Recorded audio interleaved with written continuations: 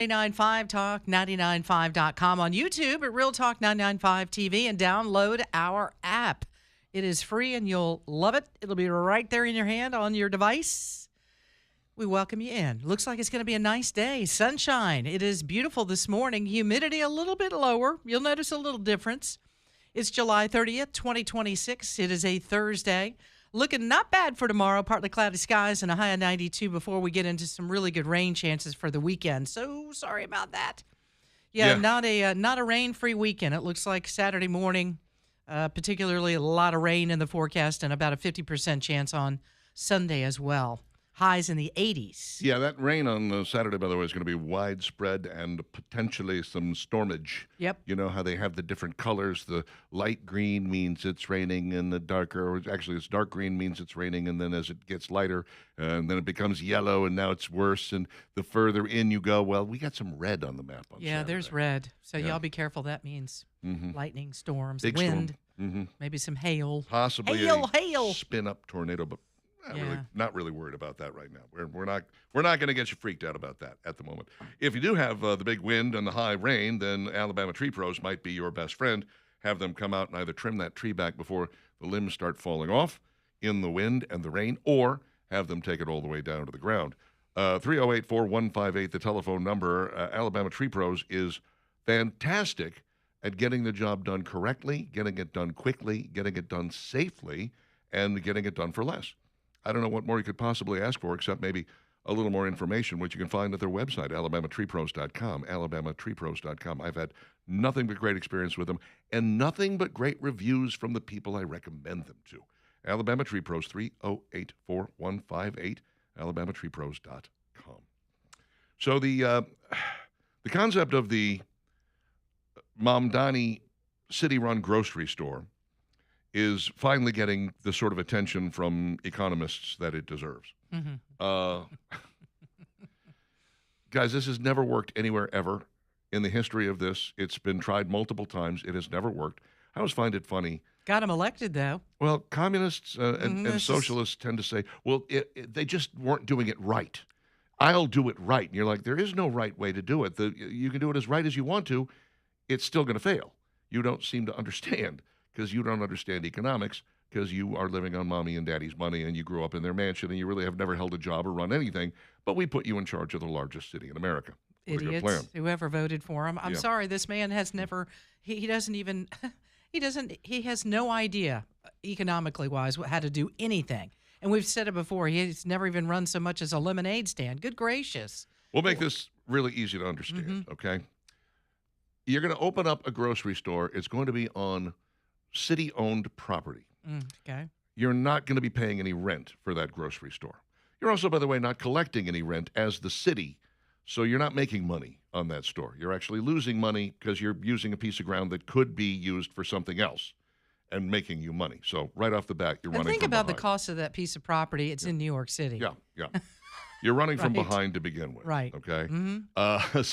Secondly, because you are using the government and all of their regulations and requirements to build this store, a store that should cost you $2 to $3 million to build if you were a private entity in New York is going to cost $30. Now they're saying as much as $70. $70 million. $70 million for something that should cost $2 to $3 if you were a private entity. But because you have to follow all these rules and regulations and you have to do the DEI hiring and all the ridiculousness by this. And the city's paying for this. And the city is paying for the in $70 other words, million. When you say the city, you mean, of course, the residents people. of the city. The people and their taxes are paying for this. Now, there's no way that you can sell groceries for 30% less than the privately owned grocery stores unless taxpayers are subsidizing that. That is to say, let's just take something like bananas. You're buying a bunch of bananas for $5. You put them in the store. You can sell them for $5 and not make a profit at all, in which case you're losing money because the lights have to be on. You got to pay employees and so on and so forth. But they're saying it's going to be 30% less for this bunch of bananas than the private store is. So you'll have to take another buck off of that. So now you paid $5 for them. You're going to sell them for $4. Who's making up the extra dollar? Who's making up for the lights being on? Who's making up for all the salaries you have to pay, keeping the security there so that people don't come in and steal? Well, you might need extra security at this grocery store. Yeah, I would think so. Who's paying for all that? Once again, the taxpayers are paying for all of that. Eventually, you run out of other people's money. That's just the way it is. Taxpayers get tired of this. And by the way, all the other privately held grocery stores are like, wait a minute, the government's undercutting my prices? How am I supposed How to are you compete? going to make a profit? Right. How am I supposed to compete with this? So you know what they do? They either sell out, close down, and move somewhere else, or they just go out of business. And now you've lost the private grocery stores, and eventually you lose the government-owned grocery store because, as I said, this model is unsustainable, and eventually you have no food anywhere, and you're Cuba. I mean, That's what socialism is all about, and that's what Mom Donnie wants to have happen in New York City. I still can't believe this man is the mayor of the largest city. I mean, how did this happen? And why are people so naive to believe that New York could really survive something like this? Yeah. This grocery store is a no-win before you even begin. It's more disturbing than that because a recent poll that I saw yesterday shows that almost 60% of Democrats are in favor of the DSA. They love the Democratic Socialist Party. They think it's a great party, and they think it's... They haven't done their homework. No. They don't know what they're talking about. And that's sort of it, which is why I think we're getting more and more people who are trying very hard to expose the DSA for what they really are when they talk about things like getting rid of the Senate and getting rid of police and open the border and close. No ICE, no police, yeah. Just get rid of all of it. Open the prisons. Right. Let all that happen. Eventually, they say that's what they would like to do. I was okay. So criminals are just roaming free. Yeah, but I mean, 60% of Democrats being in. Actually, I got that wrong. 60% of Democrats are in favor of socialism. They prefer it to capitalism.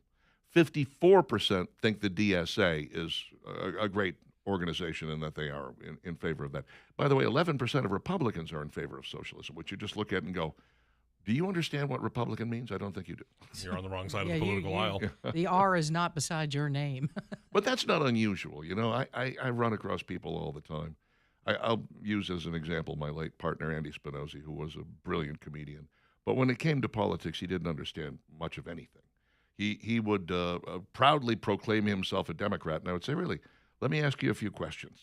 And I would ask him questions like, in this situation, should the government be involved or not? Oh, no, they absolutely shouldn't be involved. Okay, would you like to keep more of your own money? Do you think you should, taxpayers should be funding, this, that, and the other? Oh, no. I said, I got bad news for you, but you're a Republican and you don't know it. No, I'm not. My whole family's a Democrat. Everything you just said was a very conservative answer. The one thing is the Democrat you were talking to then was many, many years ago. Yeah. That Democrat doesn't exist anymore. No, he does not. I mean, nowhere near that. No. When you have a D beside your name, you've really moved the line way, way over to the left. Exactly. Which is why the line so far to the left, it looks like a dot. It does. Anybody who is still a conservative and standing firm on very solid issues that make perfect sense to us suddenly is a right-wing Nazi because you're like, look how far to the right you are. No, you moved. Yeah, you moved.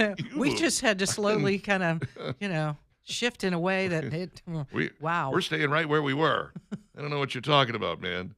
Anyway, 7:15 with Dixon and Vining, Talk 99.5, talk995.com. Good news, my computer's back. Yay! You just needed to reboot it? Was that what the problem was? Yeah, I need to boot it out of this room is what I need to do. And we'll get to that. But first, three things.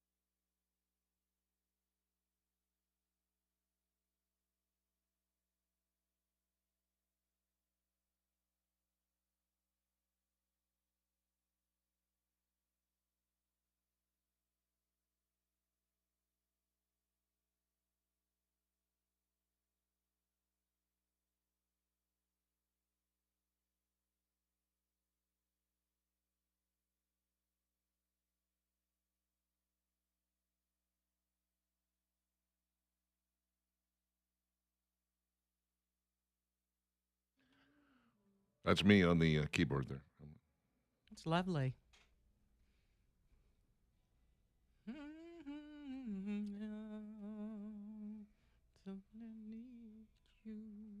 God, I haven't heard this song in forever. Forever. Kind of gives you chill bumps.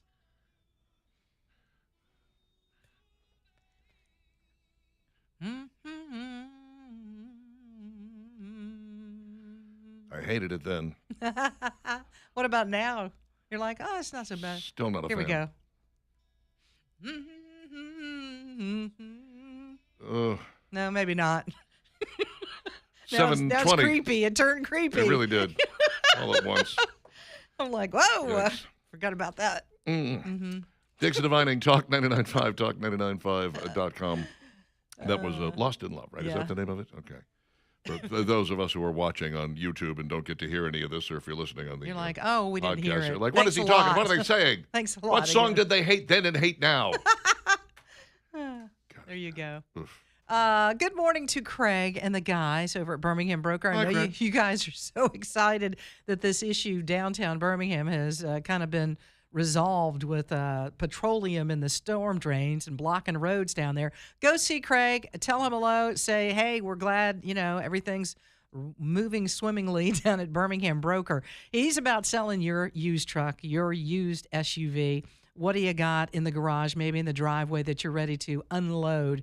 It is a wonderful, easy, smart process to first sell your vehicle before you go purchase another one. And I know a lot of people say, well, I don't have time for this and I just want to trade it. Okay, well, you're giving away your money every time you do that.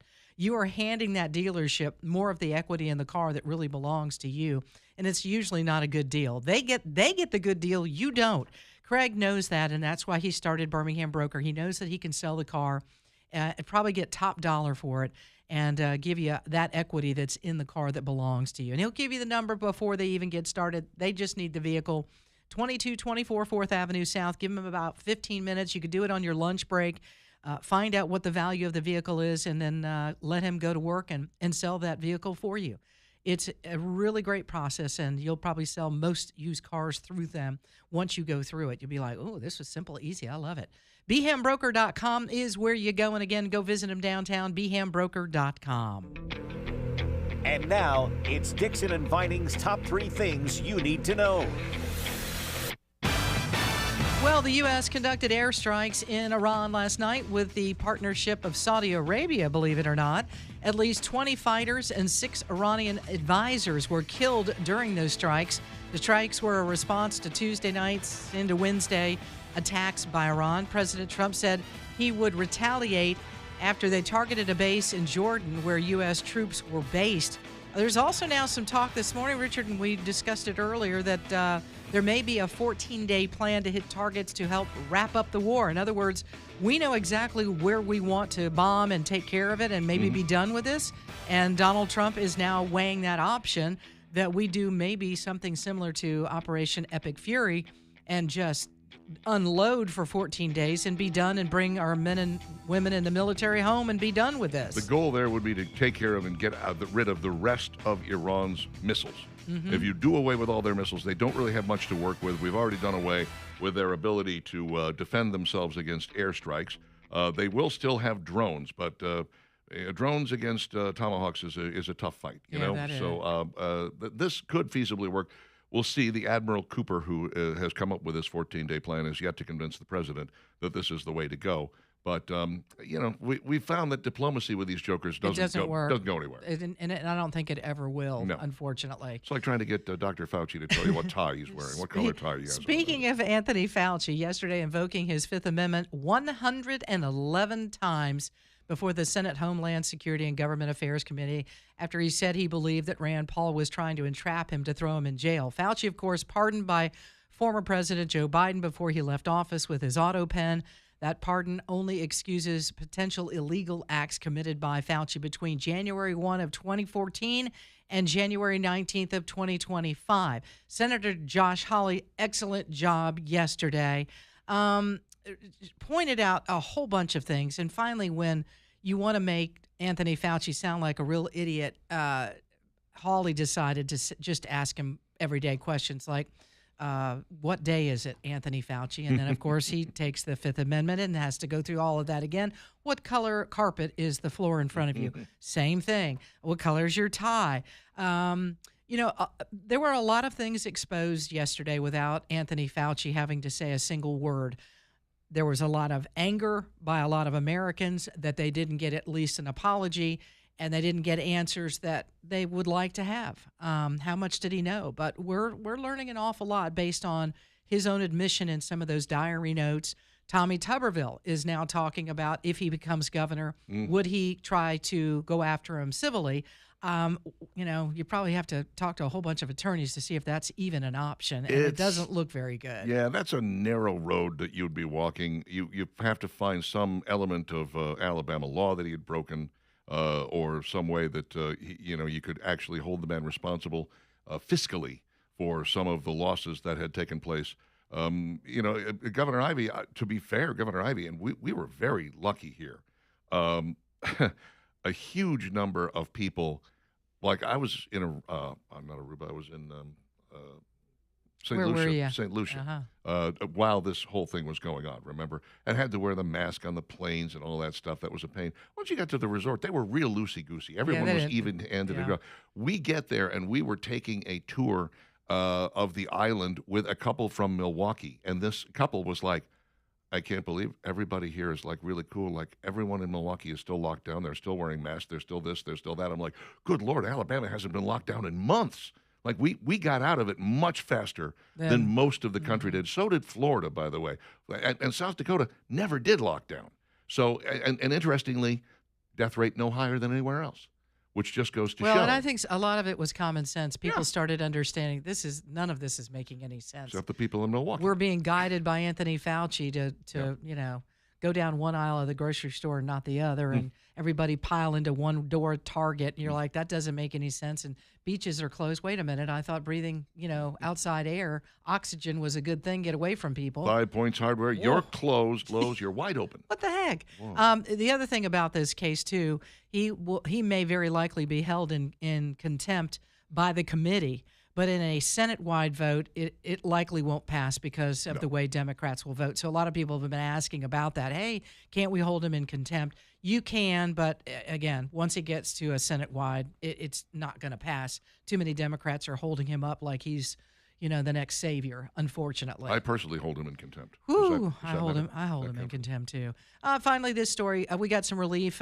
Business owners downtown, just talking about Birmingham Broker and Work Trucks and some of these other guys.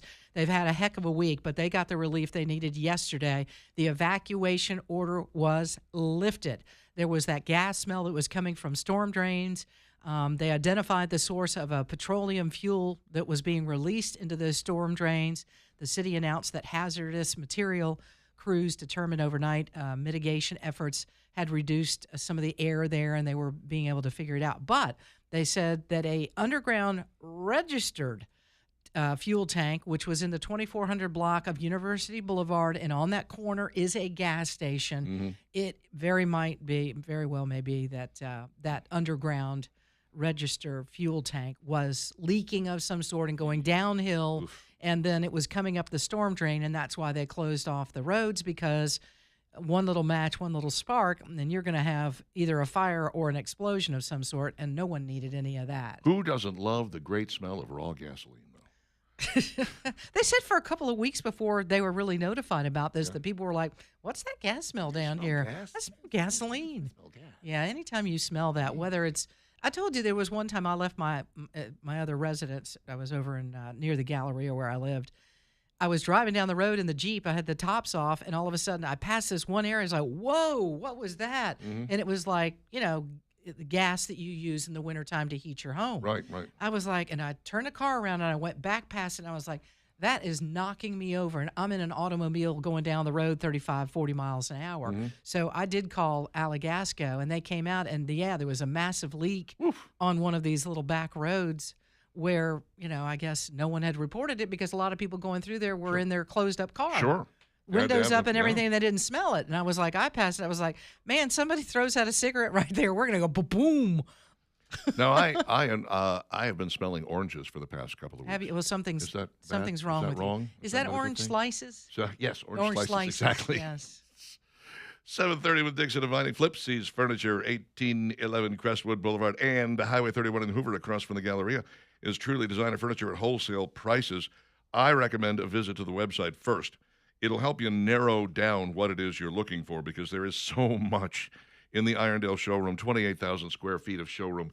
It can be overwhelming if you don't have an idea of what it is you're looking for. So Flipsy'sFurniture.com is your first step. Flipsy'sFurniture.com. You can also go to the store across from the Galleria. That is a more Hoover-centric store, and you'll find things that are pretty much designed for your home in Hoover, if that's what you're looking for. Still, all designer furniture at wholesale prices. Still 12 months, same as cash, both locations. And that white glove delivery, which is unbeatable. It costs a little more. It is so worth it. Get it. Take it. Do it. Flipsy's Furniture. 2 locations. Find out more at Flipsy'sFurniture.com.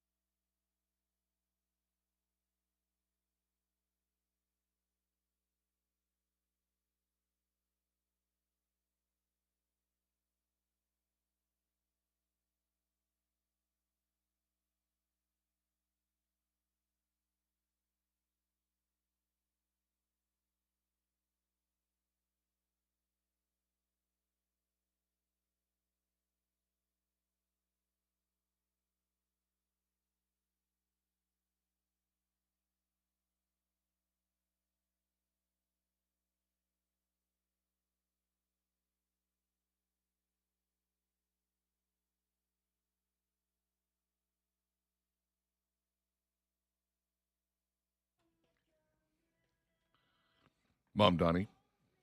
That's a socialist communist. Need to change that song.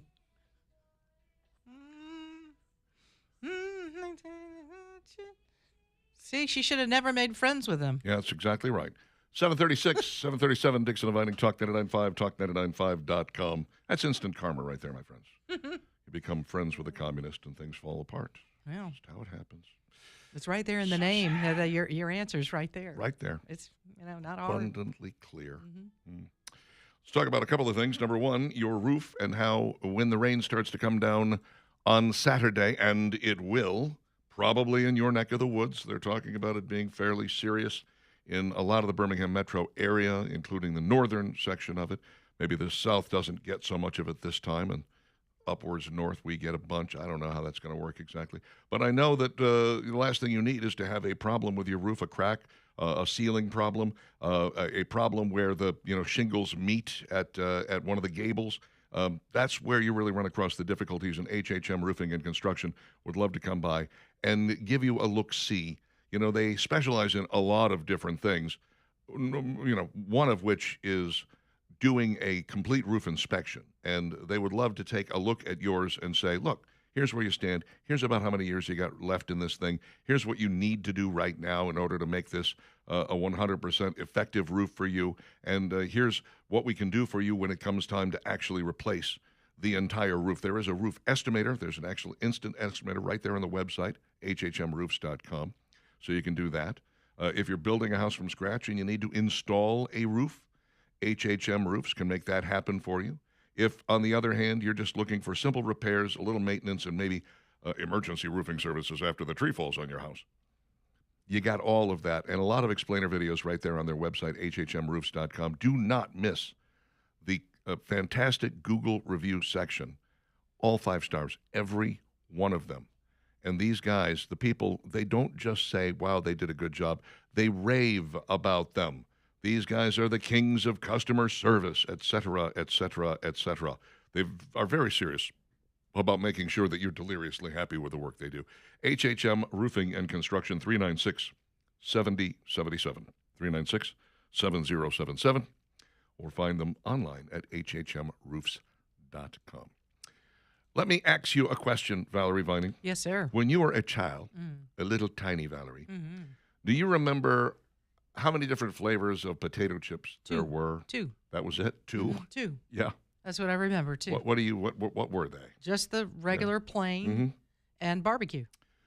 No sour cream and onion? I don't really remember eating sour cream and onion. I remember sour cream and onion. And again, I remember when they came out with the cheddar and sour cream. That was a big thing at our house. Yes. What age are we talking here? Well, because if you say, 10 and under, you really had 2 flavors. And then that's true. As we started taking off into our teen years, then there was all these other ones. As you know, when I turned like somewhere between 6 and 7, my mom went on a health food kick. That was it for you. I never saw another potato chip. Richard, that is just so sad. I know. Well, were you not like the youngest of all your siblings, or close to it? Yeah. You were the young. Yeah. So they got all of that, my and then they were out of the sister, who was house. 8 years older, was she was 14 when the health kick kicked in. But she was like, "Good, I just got a few years left, ready and I'm to get out of the house." Yeah. Only had to live for another 3-4 years without that stuff. But I do remember very clearly. I remember there being sour cream and onion, barbecue, and plain, and then Ruffles have ridges, which is still a plain potato chip, but it had Ruffles, whatever the hell. Dad always did the Charlie chip, the Charles chips, the brown and cream or tan-colored can. And the big can, bring those home, and it was always either plain or barbecue. Had the hurricane map on the back of it. I think we did pretzels, too. There was a can of pretzels. Love the pretzels. Yeah, those are pretty good. Very good. Now, obviously, potato chip flavors suddenly took off. Like you said, when we were in high school, they were everywhere. I mean, you couldn't turn around without running across some new mad scientist flavor that had come out. And the Pringles was kind of the cool thing, because the can had come out, and you're like, well, look at these chips that are stacked. Yeah. Isn't this a novelty? They had to stop calling them chips. Yeah. Somebody in the potato chip field actually sued potatoes in there. And said, there are potatoes, but they're not chips. Which was a shock to me. I was like, these aren't perfectly formed saddles? Oh, I thought it was no potato in it. No, that wasn't potato. it? There's potato in there. Is there still potato in there? Yes, dehydrated potato that they use to make them. Sure doesn't taste like it. I love it. Let's talk about 10 discontinued potato chip flavors that maybe somebody would like to see make a comeback. I actually had a lot of these. I'm shocked at the number of these that I have had. Cheetos Twisted Puffs. They're little corkscrews of Cheetos. I like the baked Cheetos over the fried Cheetos. I'm weird like that. Yeah. But these twisted ones were particularly good because they had a nice crunch to them, a nice texture. You wouldn't think the shape would make that much of a difference, but it really did. It's kind of like a noodle. Yeah. Corkscrew. I'm sad to see it. I'm sad to see that it's gone. It won't be back anytime soon. How about Korean barbecue kettle chips? I don't think I ever had these. Kind of vaguely remember those. Kettle brand chips are great because they're that kind of fried. They're real. They have a. This is a real chip. Like, in other words, they cut it and they cooked it, and here you go. They are in no way, shape, or form concerned with the amount of oil left on that chip when they put it in the bag. And that's why they taste so good. I don't recall the Korean barbecue flavor, but Steve does, so that's good enough for me. Takis Wild. I've never had Takis in my life. I never have either. I haven't. It's only because I had a young son, and They're he supposed loved to be the Takis. buffalo sauce. Yeah. This was a buffalo flavored. Okay, Takis, whatever. Pringles Buffalo Ranch. I have had these. Are they any good? Do they taste like potato chips? Do they taste like potatoes is the real question. No, they taste like buffalo and ranch, but there's too much ranch flavor in it. Oh. I want more buffalo and a hint of ranch. People are going, what do you mean? How can you have too much ranch? Well, if you're going to have just ranch, I love just ranch. But if you're going to have buffalo ranch, I want more buffalo than ranch. The ranch should be kind of an aftertaste or a little afterthought. I'm not sure. But this was almost equal parts buffalo and ranch, and I was like, too much ranch. That's just me. What else we have? We have, Doritos Jacked Ranch Dipped Hot Wings. Now, I've had these. I remember these. I seem to remember those too, yeah. And these guys actually got the proportions exactly right. Right. It tasted very much like a hot wing. I think we did it. Didn't we do a taste test on this? Jacked ones? I don't know. No, I don't think we so. did. Maybe so. I feel like we did. But I can tell Maybe you not. that, the hot wings flavor was overwhelming. The ranch flavor was subtle and exactly what you were looking for. I remember them being very good, and I never bought another bag. So I was like, I like these too much. Poppables are fun, aren't they? Let me tell you what, I'm a huge Poppables fan. This is a Lay's product. And they had a veggie straw flavor of the Poppables. And I was buying up every bag I could find because they were really good. Yeah, and actually not terrible for you. Yeah. Not great for you. I mean, none of these are, but right, probably the least of evils here. Creamy jalapeno. I love jalapeno. I've never had these. I never even saw them. I have no idea. If I've not seen them, this I might flavor. have bought them. Yeah. I might have bought them if I saw them. They have there's 4 main ones that they sell. This is a kind of an off flavor. Yeah. Because I don't think I've ever seen it. They do one that's just sea salt, don't they? There's a sea salt. There's a barbecue. There's a cheesy something. Right. Those are my favorites. Yeah. White cheddar is what they are. I love them. Kettle cooked potato chips with avocado and sea salt. Not surprisingly, I've not eaten those. Yeah. That's from Wegmans. Well, it's Wegmans, so we probably don't get that anyway. Wegmans. Taquitos, Pueblo Lindo Taquitos from Aldi. These are Takis, basically. I was going to say the packaging and the writing looks very similar to Takis. And then the one that I really wish I'd ever known existed, and I can't believe I didn't get to try these, Pringles Baconator. They tied in with Wendy's. And they made a Baconator chip. Pringles chip. Is it really a chip? No, it's not. No. The No last potato, one was no a chip. Pringles French onion dip. They put the dip right there in the chip. All right. Tough to beat. You don't have to fool with the dip. Yeah. Sounds tasty. I tell you, my mother used to make a fantastic dip. She would take sour cream and mix a ranch, A dry packet. powdered ranch. Yeah. I don't know how she did it. Anyway, yeah. Man, there's nothing better than that Lipton soup onion packet and some sour cream. Isn't that great? Come on. Yeah, that is just Lipton it's onion awesome. soup. Has anybody ever made onion soup out of Lipton onion soup mix? Or is it just for your hamburgers and your dip? Well, yeah, right. Hamburger, maybe meatloaf. Yeah, It's meatloaf, very good absolutely. For that. Got to put it in the Yeah. meatloaf. Yeah. Maybe if you're doing a crock pot with a big old Roast of some roast kind of in there, some yeah. sort, you can add that in there. I forgot I actually have a couple of envelopes of that sitting at my house. I should have put that in my last burgers. Your best, yeah. It adds a good flavor to it. I introduced my daughter to that when she was probably 8 or 9 years old, and she was like, "Why aren't all of our burgers like this, Dad?" I was like, "Well, we don't always have the Lipton. Well, we need to buy it. Stock up." I was like, "Okay."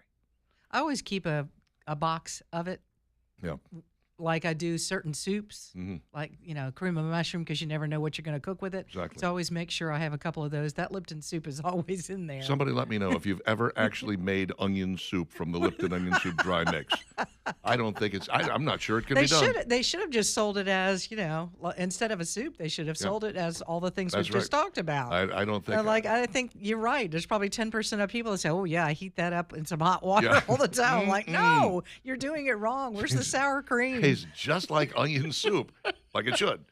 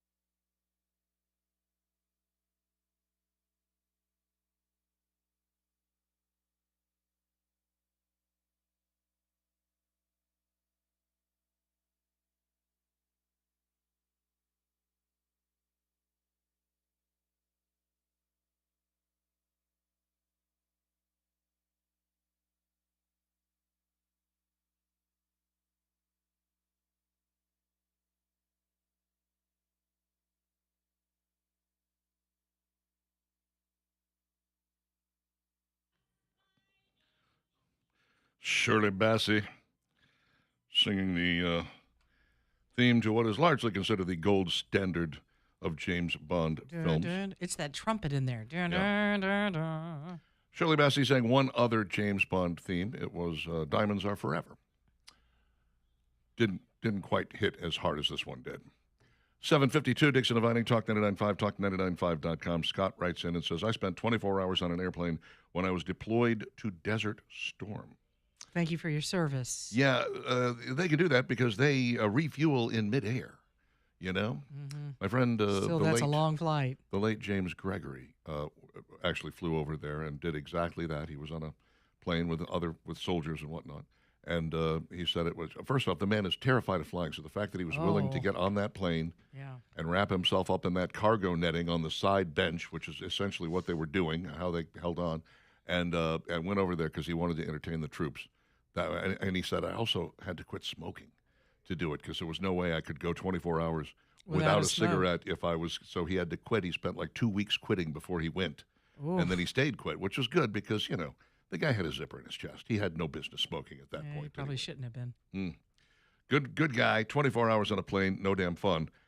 Stephanie says, I've flown from Birmingham to Sydney, Australia in 2008. It's a long flight, especially in coach and 10 weeks pregnant. Ooh. You nap, watch movies, get up and walk aisles, and eat when they bring you food.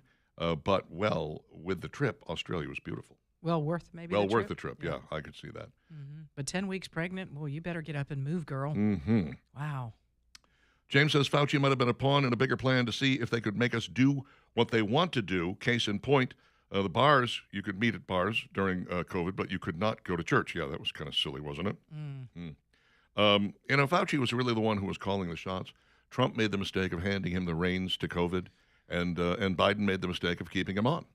And the idea that somehow it was these guys, it was the president's fault, is absurd. Listen, he was supposed to be the number one person in the number one doctor that would know about how to handle this pandemic. He was the head infectious diseases department, essentially. That was his job. If you can't turn to him, who do you turn to? Mm-hmm. I mean, with the knowledge that they had, he'd been around a long time, and he's now what, 84 or 85? Something like that. They gave him a little too much power. I think so. John, it really went to his head, didn't it, Richard? It did ever. John says Jacksonville, Florida is the largest city in the contiguous United States by land area, covering 874 square miles. This massive footprint is the result of Jacksonville consolidating with Duval County in 1968. Not New York City, Richard, but you meant population, didn't you? Yeah, I Googled it, John. Yes, John, I did mean population, and you knew that. But you decided to write it and be a jerk anyway. John says, any idea on when they're going to get the tower issue straight? Do we have a tower issue? I haven't heard about it. This is news to me. Okay. Sorry about that. Scott says Christopher Cross should be banished to an island. Why? Christopher Cross should be suspended between the moon and New York City in perpetuity. I know it's crazy, but it's true. Scott, I think you're complaining about the wrong group. That was Air Supply that did that song you were complaining about. Air Supply. Yeah, it wasn't Christopher Cross. Not Christopher Cross. And don't pick on Christopher Cross either. I like some of his music. That yacht rock stuff rocks. Well, earlier Scott texted in that the emergency exit seat is basically first class, which just tells me Scott has never ridden in first class. Scott, you just need to stop this morning. Just stop. Sam says Tackies are high blood pressure in a bag. I agree. Agree with you, Sam, 100%. Don't eat, careful out there. Maria says Aldi's has a good veggie chip and veggie straw. Their snacks are pretty good, Clancy's. They're not bad. Sean says, one of my British mates told me about his Walker's, Lay's here, chicken marsala flavor, crisps, last night. It sounded really good, and I told him we really don't get those exotic flavors here, though. They'll have prawn and cheese flavor, etc. You can get those, by the way, at World Market. Lipton onion soup for No Peak Chicken, says Wayne in Northport. Okay, if you say so. We'll try that. And Wayne, we got your name and we got Northport. You don't. He's putting it on every text.